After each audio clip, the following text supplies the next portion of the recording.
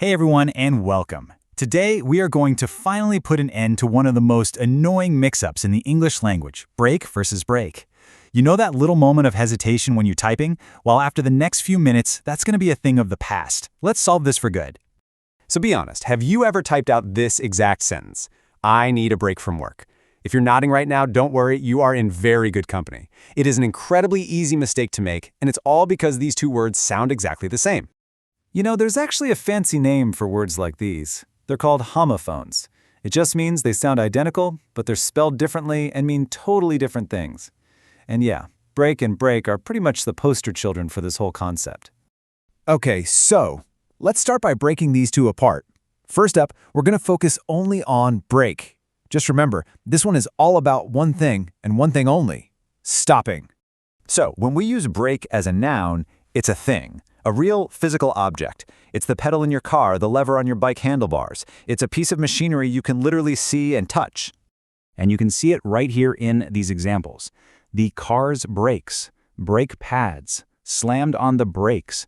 Every single time we are talking about a mechanical part, its entire job is to stop something from moving. That's the key. But of course, break isn't just a noun. It's also an action. It's what you do with that stopping device we were just talking about.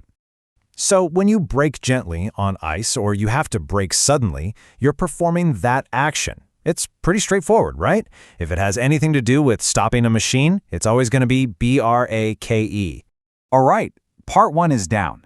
Now let's talk about its trickier partner in crime, B-R-E-A-K. This word is a real multitasker. It covers everything from shattering a window to just taking 5. Okay, the most common meaning, the one that probably pops into your head first, is to shatter something. You know, to damage it, to make it separate into pieces. Just picture dropping a glass on the floor. And you can see that here. You can break a glass, you can break a toy, but you can also break something that isn't physical, like a promise. But the idea is always the same. Something that was whole is now damaged or separated. And now, here's the other big one. This is where all the confusion comes from. Break, as a noun, means a pause, a little interruption, a rest from whatever you're doing. A coffee break, a break from studying, and this brings us right back to that first sentence.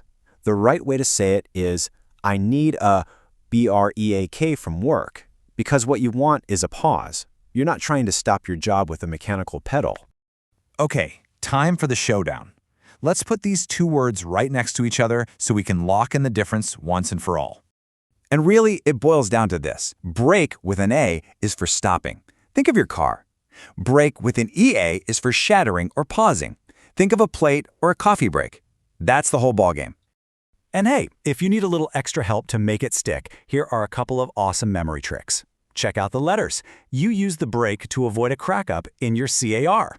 And you might break an egg for break fasts. Those little letter associations can be a total lifesaver.